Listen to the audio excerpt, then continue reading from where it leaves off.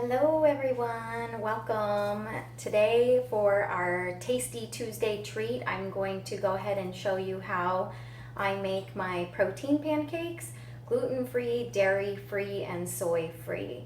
So let's go ahead and get started with some of the dry ingredients. First things first, I've got my gluten-free steel-cut oats, and I've put them in my trusty little magic bullet to make it more of like a flour. So I'm going to start with pretty much in equal parts. This is a big batch, by the way, because I like to make a lot ahead of time and put it in the freezer for my kids and myself for pre-workout, post-workout. So I'm going to go ahead and start with about a cup of this. And wow, how did I do that? I do not know, but that's almost a cup. So we're going to go ahead and throw that cup in and set that aside. And then I've got an almond meal or almond flour here that is pure and organic from the bulk section at Sprouts. And I'm going to go ahead and go with a cup of that also. A little bit more. There we go. And then the coconut flour, I usually do just a wee bit less of the coconut flour because the coconut flour can actually suck a lot of the moisture out of the pancakes. So about three quarters of a cup is more than enough. So just as shy of a cup, but it adds great flavor and texture for the kids and myself. And then I'm going to go ahead and add about a half of a cup of tapioca flour, so that'll help thicken everything up and make it really fluffy. And the kids really love that. There we go. This is messy. And the kids love to do this, but I'm taking advantage of this time while they're napping. And then I'm going to go ahead and add 2 scoops of my Arbonne vanilla protein here. So that's about a half a cup roughly. And that's just going to add some more protein and add some more flavor for them. Some of the nutrients and minerals and vitamins and stuff. And then we just came out with a new protein boost as well that has no sugar, no flavor. So I'm going to throw a scoop of this in as well, another 10 grams of protein here. So I just added 30 grams of protein in this, just without anything else. And then I've got our fiber, because sometimes as with kids, you don't always get all the fiber in their diet. So it's nice to know I'm cooking it in and hiding it from them. So I'm going to go throw 2 scoops of my fiber in here. And we've pretty much got all of our dry ingredients. Just get a little bit of our products that help make everything come together, the chemistry. So a little baking soda and baking powder. And let's see, I'm going to go ahead and do a teaspoon of baking powder. And then let me grab my tablespoon here, and I'll do a tablespoon, almost a tablespoon, probably 2 teaspoons of my baking soda. That's more than enough. My husband likes the flavor of baking soda, so I add a little extra in there for him. But as long as you have a little bit of baking soda and a little bit of baking powder in there to get everything to stick together, then you're good. And so that's what our dry ingredients looks like this. And then I've got myself a little bit of salt here that I'm going to pour in my hand. Get a pinch of salt in there, probably like about a half of a teaspoon, quarter of a teaspoon here. Because again, I've got a really big batch going so that I can spend some time cooking this off. And now we'll go ahead and get the wet ingredients together.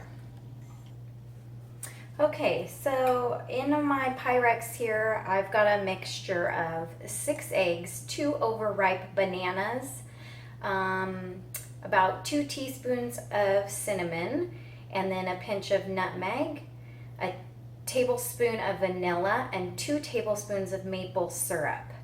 And that's pretty much my liquid base. I may end up, I'm going to add a little bit of melted coconut oil in a minute, and then I may need a little bit of almond milk, but I shouldn't. So I'm going to start with this. This might be a lot, but I had 2 overripe bananas and I wanted to use them, so that's why I decided to do this today. So we're just going to go ahead and pour that in. I'm going to reserve just a little bit to make sure I'm not overdoing it on this part, which I shouldn't be. Definitely not. Definitely can use all of it. So there we go. Mixing that in. Oh, this smells divine. So still kind of a thick texture here. So we definitely have some more space for our oil and our almond milk, keeping it dairy free. So let me go ahead and grab that.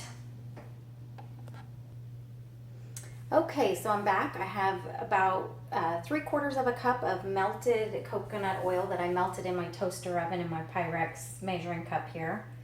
So I'm gonna go ahead and pour all that in. Yes, that's a lot of fat. We all need good fat in our diets, and it's dairy free, so it's gonna be delicious. It'll help keep the pancakes from sticking to the pan, and it'll keep them nice and moist. So let me set this down.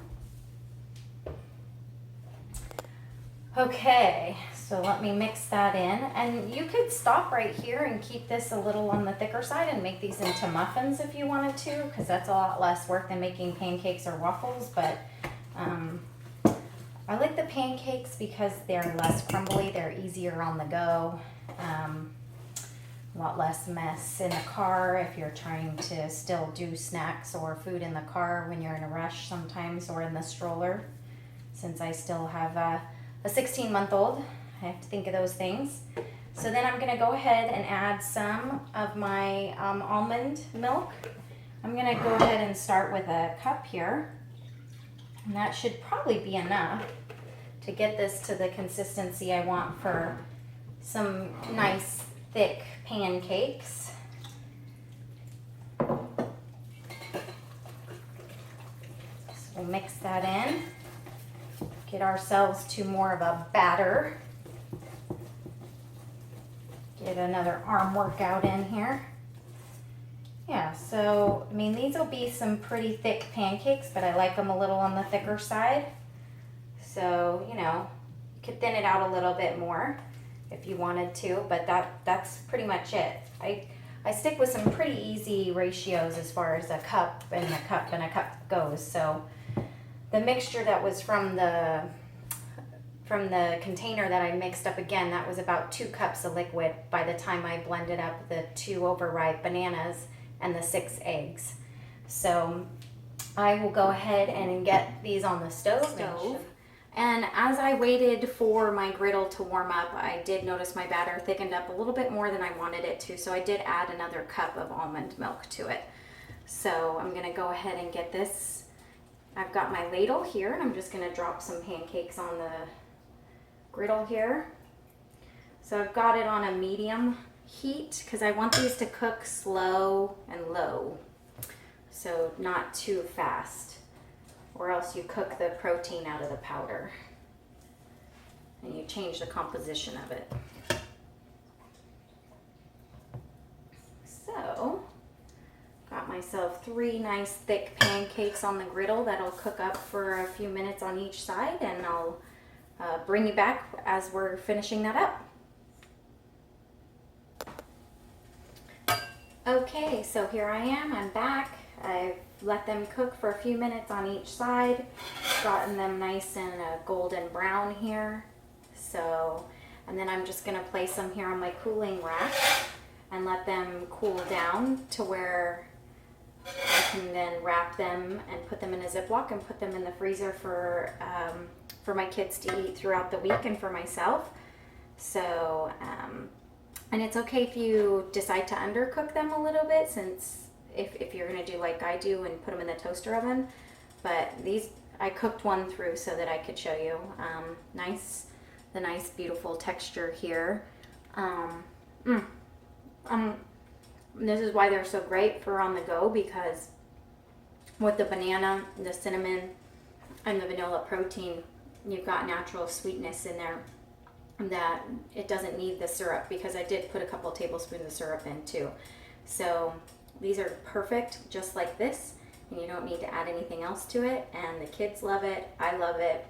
So thank you for following me today on Tasty Tuesday. And if you want more information on any of the products that I used in today's pancake mix, go ahead and check out my link on my profile page, and keep following me here at Fit Mom Homestead. Thanks, and have a great day.